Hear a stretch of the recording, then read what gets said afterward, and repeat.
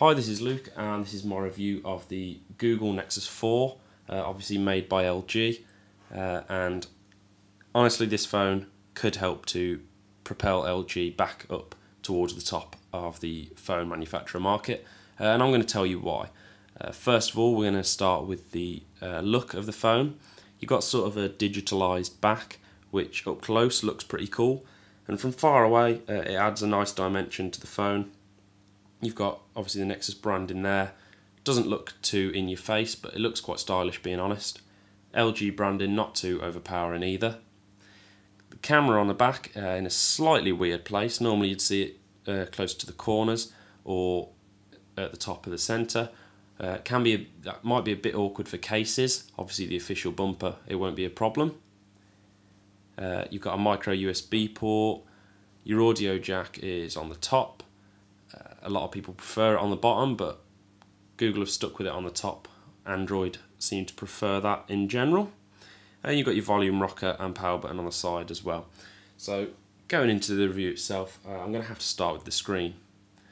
4.7 inch screen, pretty big, and it is amazing that they've been able to achieve a pixel density of 318 ppi. For the price, £239 I paid for this.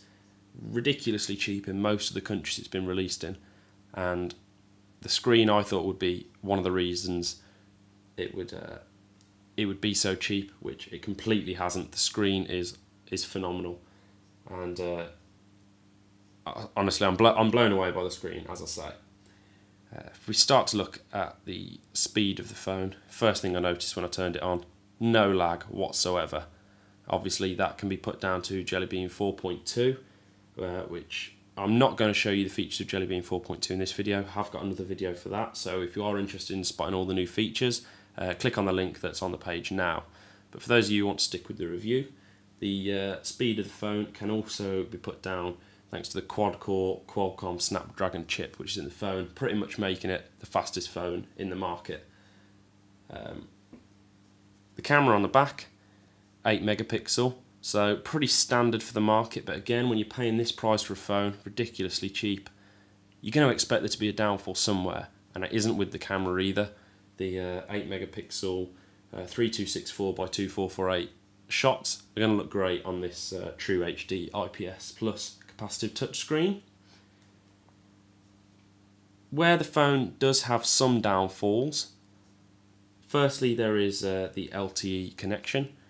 Here in the UK, LTE isn't that big. It's only just been released, to be honest. I haven't even used LTE yet, so that isn't a big deal for me. But for those watching in the US, LTE, from what I gather, is a big deal, and that could be one of the downfalls to the phone. And secondly, this is the only other downfall that I can think of, is the non-expandable storage. Personally, I don't even use a phone for mass storage. I've got my computer for that. So on my phone I play games, mostly I just message, browse the internet, which is absolutely fine. As I say, they've got to scrimp on the price somewhere, and it is with the LTE and with the storage. Going back into the phone features now, I'm just going to touch on the speed once again.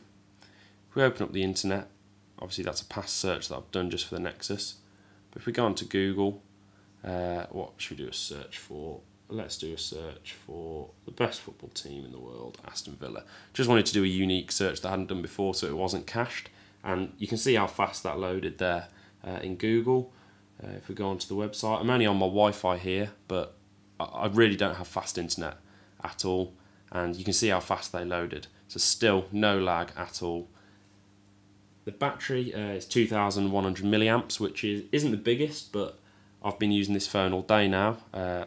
Straight out of the box, and I haven't charged it at all. So you'll see there it's just under 50%. I have done a few tricks to save the battery. Again, there's another video on that if you did want to look at some battery saving tips. But the I believe it's a 1.2 amp charger, or it might be 1.3 amp charger that comes in the box.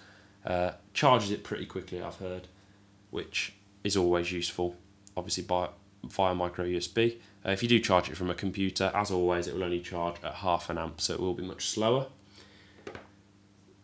Just summarising this phone, honestly, it's got to be the best value for money phone in the market. It's pretty much, other than the LTE connectivity and the storage, it's pretty much the best phone out there. It's even competing with the Galaxy S3, the Note 2, and I hate to say it, the iPhone 5 as well. But value for money, it definitely takes best value for money phone for me. If you feel the same, then please click like.